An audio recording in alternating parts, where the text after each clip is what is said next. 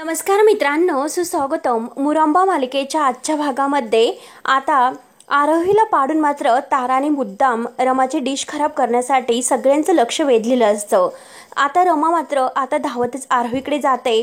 तोपर्यंत आता मालविकाने तिच्या डिशमध्ये सर्व काही तेल ओतून दिलेले असते आणि खूप जास्त तेल झाल्यामुळे रमा जेव्हा आपल्या डिशजवळ येते त्यातील तेल बघून आता रमा विचार करते, इकडे तिकडे बघते आणि मालविकाकडे सुद्धा बघत असते. तर मालविका खुश होऊन आता रमाकडे बघत हसत असते.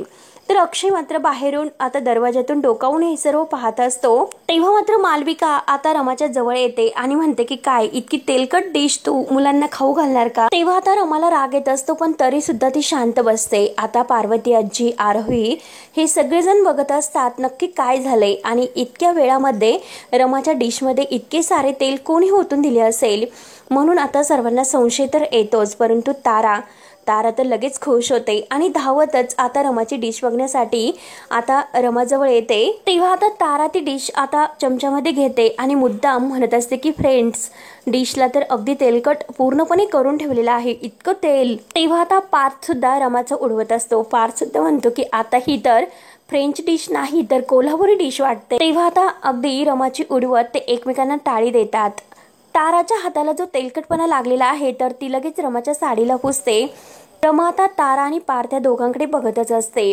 रमाला सुद्धा आता काही लक्षात येत नाही की नक्की काय झाले असेल, परंतु संशय मात्र असतो की मालविका, तारा यांनी मिळून काहीतरी इरावतीचं ऐकून तर केले असणार. तेव्हा आता अक्षय बाहेरून हे सर्व बघतो आणि विचार करतो की नक्की रमा कुठल्या अडचणीत आहे का, काहीतरी टेन्शन मध्ये वाटते रमा. एकतर रमाकडे खूप वेळ कमी आहे आणि रमा हे सर्व कसे करेल बरं. तिला काही मदत करू का, पण नाही, मी तिला तशी मदत नाही करू शकणार. तेव्हा आता इरावतीला खूप आनंद होत असतो. इरावती आता स्वतःच्या मनात आता म्हणते की खरंच रमा मात्र आता हारली असे समजायचे. अगदी 100% रमा हारली. मालविका तर खूप खुश असते, कारण तिला असं वाटत असते की आता आपली डिश अगदी सुंदर बनणार, अगदी टेस्टी. तेव्हा आता इरावतीच्या मोबाईलवर आता फोन वाजत असतो आणि फोन मात्र व्हायब्रेशनवर असतो.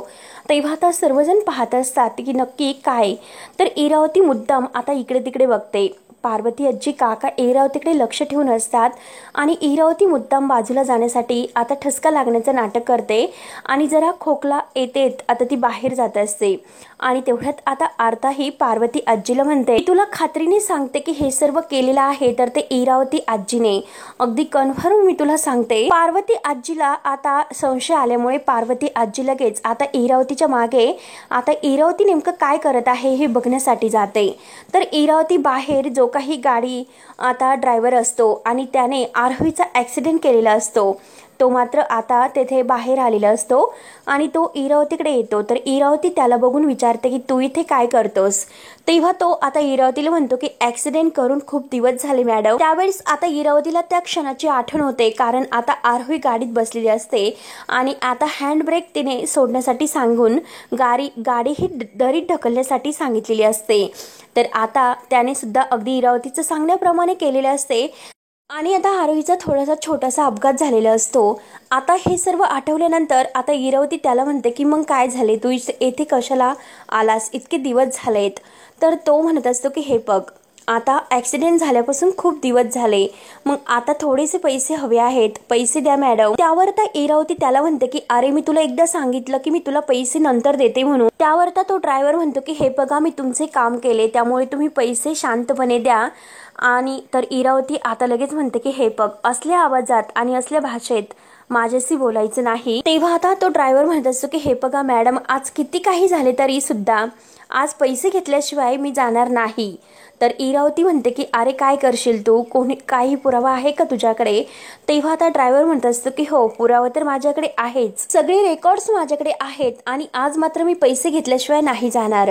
तेव्हा आता इरावती हसते. इरावती म्हणते की अरे तू तर खरंच आज रमाचा ड्रायव्हर शोधतो, जरीही तू रमाचा ड्रायव्हर असेल तरी सुद्धा तू हुशार तर निघालास. तेव्हा आता इरावती तिच्या बोटातील अंगठी काढून देते. तर ड्रायव्हर म्हणतो की हे बघा मॅडम, या अंगठीने काय होणार आहे. तर इरावती हसते आणि म्हणते की गाढवाला गुळाची चव. अरे रिअल कुंदनची अंगठी आहे ती, मार्केटमध्ये जर तिची प्राइस तू काढली तर तुला अगदी ठरवल्यापेक्षा सुद्धा जास्त दुप्पट तिप्पट किंमत मिळेल. तेव्हा ड्रायव्हर म्हणतो की ओके थँक्यू.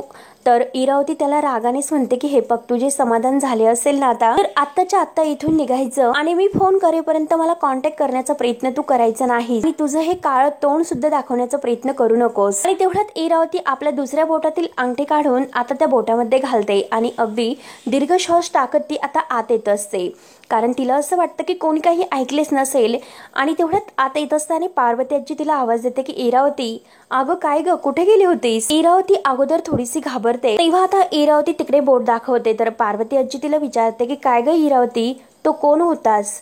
कुठेतरी बघितल्यासारखं त्याला वाटत होते. आणि काय ग इरावती, अगं तुझ्या बोटामध्ये आता अंगठी होती, आता काय झाली ती अंगठी? इरावती आता मुद्दाम आपलं खोटं लपवण्यासाठी थोडीशी हसते आणि म्हणते की अगं मम्मा, तो सोनाराचा माणूस होता, आजगणीतील तो सोनार होता. आणि काय आहे की माझ्या अंगठीतील जे कुंदन आहे ना, तेथील खडे निघाले होते, तेव्हा ती अंगठी मी दुरुस्त करण्यासाठी दिली होती. आणि काय ग मम्मा, तुला तर खूप चौकशा आहेत, तू इतक्या चौकशा करून काय करणार आहेत बरं? त्यावर आता पार्वती आजी तिला बरोबर उत्तर देते आणि म्हणते की हो ना अगं, तू खूप हुशार आहेस ग. आणि हे बघ, मला हे सुद्धा माहिती आहे की रमाला तोंडावर पाडण्यासाठी तू काही पण करू शकते. आणि हे बघ इरावती, अगं रमाचा पदार्थ बिघडवण्यात तूच जबाबदार आहे आणि तूच, हे मला अगदी खात्रीने ठाऊक आहे. आणि हे बघ, जर तसे असेल तर गाठ मात्र माझ्याशी असेल. इरावती आता न घाबरता आजीला म्हणते की हे बघ, आहे मी जबाबदार, काय करशील बरं? तू काय करणार आहे सांग मला, काही पुरावे आहे का तुझ्याकडे? आणि मी तुला सांगते की हे सर्व मी केले, तर सांग आता तू काय करशील बरं? आणि काय ग मम्मा, तू मला धमक्या देतेस का? तुझ्या ह्या पोकळ धमक्यांना मी घाबरत नाही. पार्वती आजी आता इरावतीकडे रागाने पाहत असते. तेव्हा आता इरावती पुन्हा पार्वती आजीला म्हणते की अगं जा ना, तिच्या पदार्थामध्ये जरा जास्त तेल पडलेले आहे, त्यामुळे तुझ्या मदतीची गरज तर तिला लागेलच. तू तिला काही मदत करू शकते का बघ जरा, जा आतमध्ये. तेव्हा पार्वती आजी आता इरावतीकडे बघून हसत असते. त्यानंतर आता इकडे आतमध्ये आता मालविका आणि रमा त्यांचा डिश पूर्ण करत असतात. तेव्हा पार्वती आजी आत येते, तर अक्षय पुन्हा डोकावून बघत असतो. तर पार्वती आजी म्हणते की चला फक्त आणि फक्त 20 मिनिट बाकी आहे, जरा प्रत्येक म्हणजे दोघीच पण अगदी घाईने करा. आणि तेवढ्यात अक्षय आता बघत असतो आणि तो रमाला हळूच रमा रमा म्हणून आवाज येत असतो. रमा आता अक्षयकडे बघणार, तोच लगेच ताराचं लक्ष जातं. तारा लगेच आता जोरात म्हणते की मामा नो चिटिंग. तेव्हा अक्षय म्हणतो की कुठे काय करतो? तेव्हा आता अक्षयला रमाला खुणवायचे असते. आता तो काहीतरी पुन्हा खुणवण्याचा प्रयत्न करतो, पण ताराचं लक्षच असते. आरोही आता ताराकडे बघत असते. त्यानंतर आता रमा ही अक्षयकडे बघता बघता आता पुन्हा पदार्थ तयार करायला घेते. नक्की काय करू हे रमाला काही कळत नाही. तेव्हा मात्र आता इरावती तिला मुद्दा म्हणते की काय ग, तू पुन्हा पदार्थ तयार करायला घेते का? अगं वेळ तर फार कमी आहे. मालविका मात्र आता खूप खुश होऊन रमाकडे बघून हसत असते. तेव्हा रमा आता सगळ्यांकडे अगदी बारीक नजरेने बघते आणि विचार करते, आता ह्या तेलाचं काय करू मी? जास्त तेल तर आता यामध्ये आहे, तर ह्या पदार्थातील हे तेल मी बाजूला कसे करू? आणि याच वेळेस जर हे असते तर यांनी काय केले असते? एवढ्यात आता रमाच्या डोक्यामध्ये एक प्लॅन येतो. रमा लगेच आता जरा बाजूला जाते. मालविका ओरडते, ही कुठे गेली? आणि असं जाणं म्हणजे दुसरीकडे तर अलाउड आहे का? तेव्हा आता रमा सुद्धा हुशारच असते. रमा आतमधून आता बर्फाचा ट्रे घेऊन येते आणि त्यातील काही बर्फाचे तुकडे काढून ती आपल्या त्या डिशवर म्हणजे त्या कढईत ठेवते. आता जेथे जेथे तेल आहे तर बरोबर तेल हे शोषले जाते. आता मात्र मालविका हे बघून तिचा जळफाट होतो. रमा मात्र आता ह्या दोघींकडे सुद्धा बघते आणि खुश होऊन त्यांच्याकडे बघून हसत असते. आरोहीला, अक्षयला आणि पार्वती आजी आणि आर्था आणि काका यांना खूप असा आनंद होतो. परंतु तारा, पार्थ आणि इरावती यांचे चेहरे मात्र आता बघण्यासारखे होतात, कारण रमाने नक्की काहीतरी उपाय तर केलेला आहे. आणि आता रमा आपला डिश खराब झालेला आहे, म्हणजे जो तेल ओतलेला जास्त तो आहे, तर रमा आता तो अगदी व्यवस्थित करणार आहे हे त्यांच्या लक्षात येते. रमा आता खुश होऊन हसत असते आणि अगदी अलगद ते चिमट्यानी ते बर्फाचे तुकडे बाजूला करून घेते. आणि पुन्हा आता ते बर्फाचे तुकडे बाजूला केल्यानंतर ती पुन्हा आपली डिश आहे तर ती गॅसवर ठेवते, गॅस फुल करते. इरावती हसते. इरावती म्हणते की असे बर्फाचे तुकडे टाकल्यानंतर काही तेल बाजूला होत असतं का? म्हणून आता ती रमाच्या ह्या प्रयोगाला अगदी हसते. किती काही झाले तर डिश मात्र तेलकटच राहणार आहे. मुलांना असं अनहेल्दी खाऊ घालायचं का? मम्मा काय? तेव्हा आता लगेच पार्वती आजीला विचारल्यानंतर तारा म्हणते की हो ना. तर आता पार्वती आजी इरावतीला म्हणते की डोंट वरी. अगं इरावती, अगं जे काही आता जज आहे तर ते मुलं आहेत, तर ते मुलंच आता खाऊन ठरवतील की नक्की पदार्थ कुणाचा चांगला आहे तो.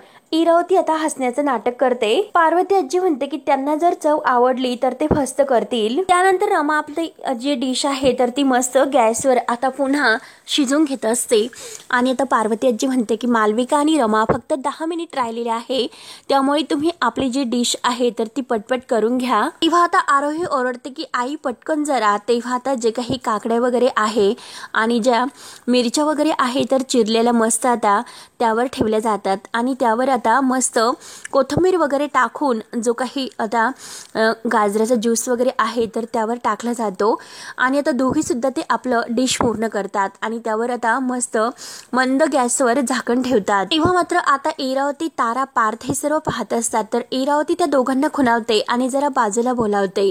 तेव्हा आता काका आणि पार्वती आजी यांचं लक्षच असतं तर इरावती तारा आणि पार्थला बाजूला घेऊन आल्यानंतर तर इरावती त्यांना म्हणत असते की हे बघा, ह्या कॉम्पिटिशनचे जे काही आता जजेस आहात तर ते तुम्ही आहात, कोण जिंकलं पाहिजे हे तुम्हाला माहिती आहे का? तर पार्थ विचारतो की कोण? तर तारा म्हणते की अरे मालविका, तुला मालविका जिंकली पाहिजे असं नको का? पार्थ म्हणतो की हे बघा, आम्ही तर 4 जण आहोत आणि 2 तर तिकडल्या टीम मध्ये आहेत आणि आम्ही 2 जण मग सारखेच सेम टू सेम आहे। तेव्हा आता तारा लगेच म्हणते की डोंट वरी, कारण यांच्यातील जो काही चष्म्यावाला आहे जजेस तर तो आपल्यालाच मदत करेल। इरावती आता लगेच खुश होते आणि लगेच ताराचा ती गोडसा पापा घेते। त्यानंतर आता गोलू आरोहीला विचारत असतो की अगं आरोही, आज तर जेवण चांगलं असेल ना? तर आरोही म्हणते की अरे गोलू, आज जेवण खूपच चांगलं असेल, कारण आज आई आणि मालविका काकू यांच्यामध्ये कॉम्पिटिशन आहे। तुला जे आवडेल ते तू खा आणि हे बघ, मला माहिती आहे की आईच मात्र छान बनवणार आहे। तेव्हा आता अक्षय आता रमाजवळ येतो आणि असं म्हणतो। तेव्हा आता रमा अक्षयकडे बघते आणि त्याला थँक्यू म्हणते। अक्षय तिला विचारतो की का?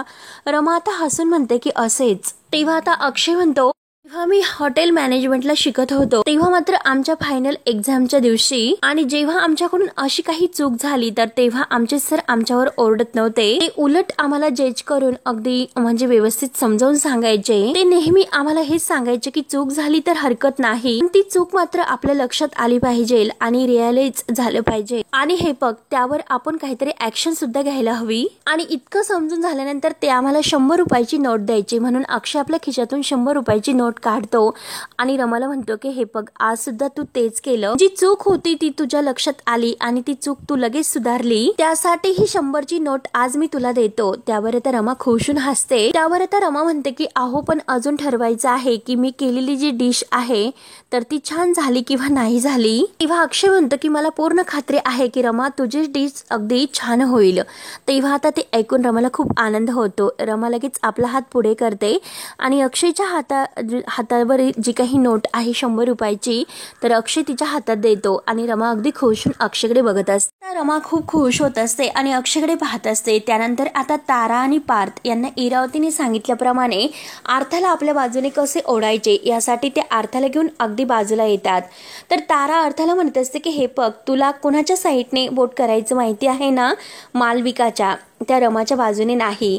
त्यावर आता अर्था थोडीशी डोळ्यामध्ये पाणी आणत म्हणत असते की मी आता म्हणजे ज्यांची डिश चांगली बनणार आहे तर त्यांच्याच बाजूने मी जज करणार आहे, जी डिश मला आवडेल तर त्याच बाजूने मी वोट देईलच। तेव्हा आता तारा लगेच तिला रागाने बावळट म्हणते तर पार्थ आता ताराला खुणावतो।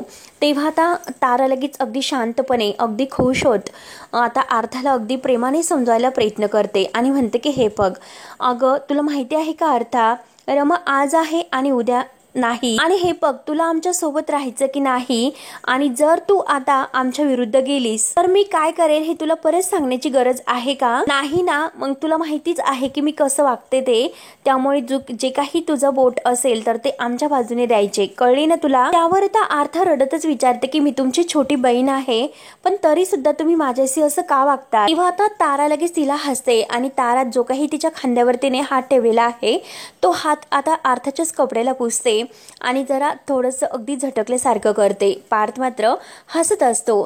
तारा आता अर्थाची उडवते आणि म्हणते की अगं हे बघ, तू आणि आमची छोटी बहीण, अगं जरीही कोणी मला विचारले तर मी काय सांगते तुला माहिती आहे का? ती माझी मेड आहे, म्हणजे मोलकरीण। आणि लगेच पार्थ आणि तारा एकमेकांना टाळी देतात। तर आता परत तारा अर्थाला विचारत असते की अगं हे बघ अर्था, तू आमच्या बाजूने बोट देशील ना? आणि हे बघ, तू जर आमच्या बाजूने बोट दिले नाही तर बाकी घरात त्रास देण्यासाठी मी तर आहेच, आणि स्कूलमध्ये आल्यानंतर सुद्धा मी येऊन सांगेल सगळ्यांना तुला चिडवायला. मग तुला ते चालणार आहे का? त्यावर आता पार्थ म्हणतो की तारा अगं जाऊन दे, कशाला टॉर्चर करते तिला, तू टॉर्चर करू नकोस. आणि अर्थाला म्हणतो की हे बघ अर्था, तू जर रमाला बोट केलं तर ही तुला त्रास देणार, आणि जर तू मालविकाला बोट केलंस तर ही तुला त्रास नाही देणार, प्रॉमिस. तेव्हा आता अर्थाला या दोघांचा खूप राग येतो. अर्थ आता रडत असते, दोघांकडे बघत असते. तेव्हा आता पार्थ पुन्हा अर्थाला म्हणतो की हे बघ, आपण भाऊ आणि बहीण आहोत, रमा मात्र बाहेरची आहे. तारा लगेच आपला हात पुढे करते आणि म्हणते की चल अगं, मला आता प्रॉमिस कर. आता अर्थ त्या दोघांकडे बघत असते. अर्थाला खूप राग येतो, तर लगेच तारा आता तिला म्हणते की बाळा अगं चल ना, मला प्रॉमिस कर बरं. तेव्हा आता बिचारी अर्था प्रॉमिस असं म्हणते, तर तारा लगेच खोशून म्हणते की हो, गुड गर्ल. आणि ते दोघे आता आतमध्ये निघून जातात. तर अर्थाला टेन्शन येते. अर्था रडतच स्वतःला विचारते, मी आता काय करू, नक्की कुणाला बोट देऊ. त्यानंतर आता इकडे आतमध्ये सर्वजण एकत्र येतात. त्यानंतर आता रमा म्हणजे आरोहीचे सगळे फ्रेंड्स आलेले असतात. आता अर्था मात्र सगळ्यांच्या समोरून आत जायला निघते. रमा अर्थाला विचारते की अर्था तू कुठे निघालीस, अगं बस ना. अर्था आता मुद्दा म्हणते की अगं काकू, मला बरं नाही वाटत, मी रूममध्ये जाऊन जरा पडते. तेव्हा आता पार्वती आजी विचारते की अर्था अगं काय झाले, अगं तू तर जज आहेस, मग बस ना, काही प्रॉब्लेम नाही ग. तेव्हा तारा लगेच रागाने अर्थाचा हात ओढते आणि तिला शेजारी बसवते.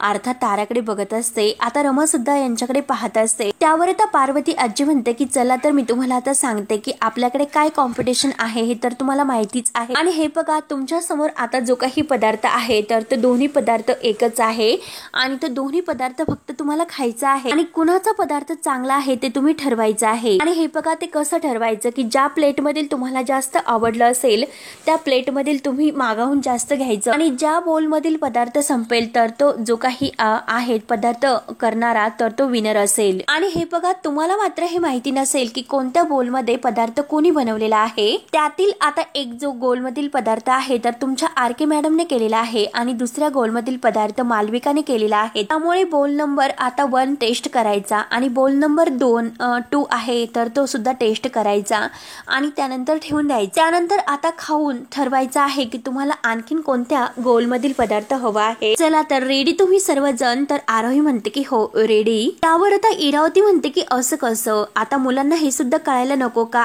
की आपण नक्की कुणाची डिश खातो ते. त्यावर आता इरावती म्हणते की नकोच, ते कळायला नकोच, फक्त चवीवरून ठरवायचं की तो कुणाचा पदार्थ आहे तो. तेव्हा अक्षयला सुद्धा हे मान्य असते. तर आता काका सुद्धा म्हणतात की हो, आता आई जे म्हणते ना ते मला मान्य आहे, ते अगदी व्यवस्थित आहे. कारण कसं आहे की हल्लीच्या जगात मात्र दबावाखाली मोठी माणसं सुद्धा खोटं बोलतात, आणि इथे तर सगळी लहान मुलं आहेत. तेव्हा आता इरावती म्हणते की पण, तर काका आता स्पष्ट म्हणतात की हे बघ इरावती, जर इतकंच मालविकाने जेवण टेस्टी बनवलेले आहे, तुला तिचं जेवण इतकं आवडत असेल तर आता म्हणजे ते सुद्धा खातीलच आणि ठरवतील नक्की विनर तर तीच होईल. मग तू कशाला इतकी मालविकाची बाजू आता घेण्याची काय गरज आहे. तेव्हा आता राणी गोल नंबर आता आहे तो डिश घेऊन येते 1. तेव्हा ती सर्वांना आता प्रत्येकाच्या प्लेटमध्ये तो डिश वाढते. तेव्हा आता पार्वती आजी सांगत असते की वांगा आहे, बटाटा आहे, आणि याला काय म्हणतात तुम्हाला माहिती आहे का. तर आरोही राहत तोही असं म्हणते. त्यानंतर पार्वती आजी राणीला म्हणते की आपल्या प्रमुख पाहुण्यांना तू तो पदार्थ दे. तर राणी आता प्रत्येकाच्या प्लेटमध्ये तो पदार्थ देते, आणि आता सर्वांना स्टार्ट करायला सांगते. ते आता नक्की कोणत्या याच्यातला पदार्थ तुम्हाला आवडतो ते पटकन खाऊन सांगायचे.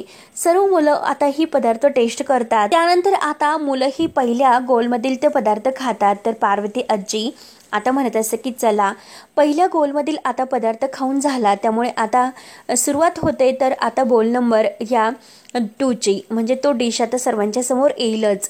आरोहीने मात्र आता ह्या पदार्थामध्ये तोंड जरा वाकडं केलेलं असते. तेव्हा रमा ही अक्षयला खुणावते. तर अक्षय तिला आता आधार देत असतो की आता तूच आता विनर होणार आहे रमा, असे तो खुणावतो. तेव्हा आता राणी सगळ्यांना तो पदार्थ देते, आणि आता पार्वती आजी म्हणते की चला तर आता सगळ्यांना पदार्थ वाढून झालं असेल तर स्टार्ट. तेव्हा मात्र जो 2 नंबरचा पदार्थ आहे तर तो सगळ्या मुलांना खूपच छान आवडतो. तारा आणि पार्थ सुद्धा म्हणतात की हो, पहिला जरा अगदी चांगला नव्हता, परंतु हा त्यापेक्षा अगदी छान असा चविष्ट आहे.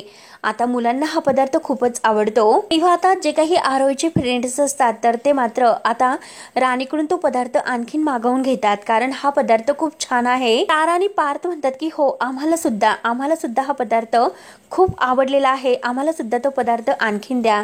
आर्था सुद्धा आता खूप खुश होऊन आरोहीकडे म्हणजे राणीकडे बघून हसते. मला मात्र आता खूप टेन्शन येत असते आणि अक्षय तिच्याकडे बघून तिला आधार देत असतो. आता मालविका आणि इरावती यांना सुद्धा खूप टेन्शन तर येते आणि जो काही 2 नंबर आता डिश मधील तो पदार्थ आहे तर प्रत्येकाला जास्त वाढत असते, कारण तो पदार्थ आता सर्वांना खूपच आवडलेला असतो. आरोही गोलूला विचारते की काय रे, छान आहे का? तर गोलू म्हणतो की हो हो. पार्वती आजी गोलूला सुद्धा विचारते.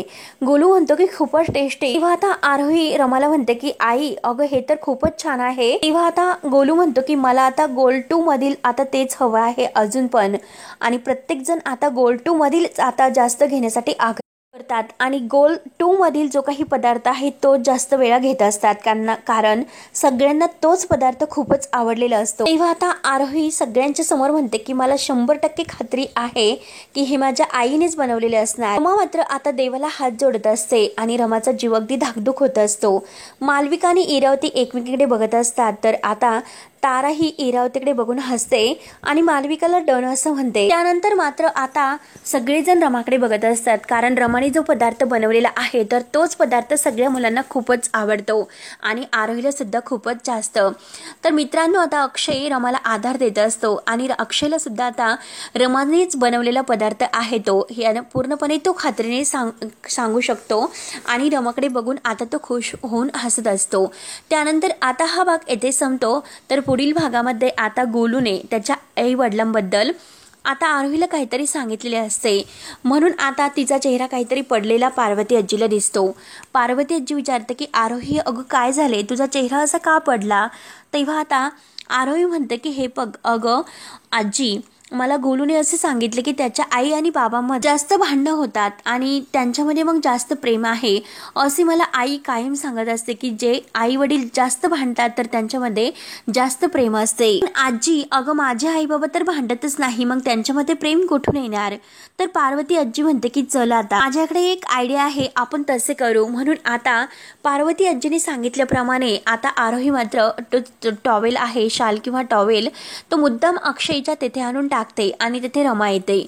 रमा आता अक्षयवर फारसे रागवते आणि म्हणते की खरंच तुम्हाला पसारा करण्याची खूप हौस आहे, कोणती पद्धत आहे टॉवेल टाकण्याची? तर अक्षय म्हणतो की हा मी टाकलेला नाही. तर रमा म्हणते की तुम्हालाच वळण नाही, पसारा करण्याची आवड तुम्हाला आहे म्हणून ती अक्षयच्या अंगावर तो टॉवेल फेकते.